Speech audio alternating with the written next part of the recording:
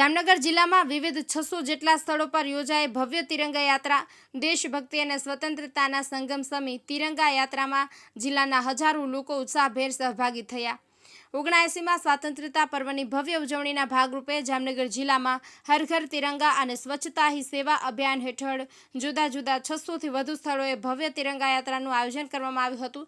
આ યાત્રામાં હજારો નાગરિકો, વિદ્યાર્થીઓ, પદાધિકારીઓ અને અધિકારીઓ સ્વયંભૂ રીતે જોડાયા હતા અને દેશભક્તિ સાથે તથા સ્વતંત્રતાના સ્વચ્છતાના અનોખા સંગમ સમી આ યાત્રાની ઉમંગભેર ઉજવણી કરી હતી।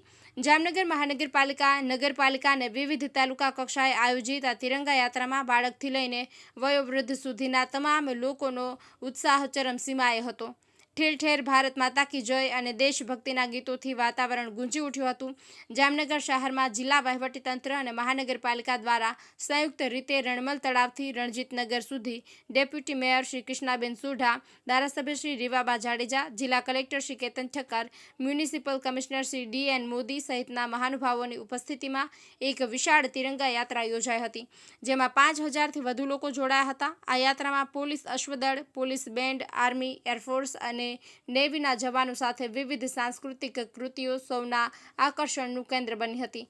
યાત્રાના સમાપન બાદ સરદાર વલ્લભભાઈ પટેલની પ્રતિમાને ફૂલહાર અર્પણ કરીને સ્વચ્છતા અભિયાન પણ હાથ ધરવામાં આવ્યું હતું। તેવી જ રીતે જોડિયા તાલુકાના કેશિયા ગામમાં કેબિનેટ મંત્રી રાઘવજીભાઈ પટેલની અધ્યક્ષતામાં યોજાયેલી તિરંગા યાત્રામાં શાળાના વિદ્યાર્થીઓ દ્વારા 600 ફૂટ લાંબો તિરંગો લહેરાવવામાં આવ્યો હતો, જેણે સૌનું ધ્યાન ખેંચ્યું હતું। યાત્રા બાદ મંત્રીશ્રી અને ઉપસ્થિત મહાનુભાવો દ્વારા ગામમાં સફાઈ કાર્યક્રમ પણ યોજાયો હતો।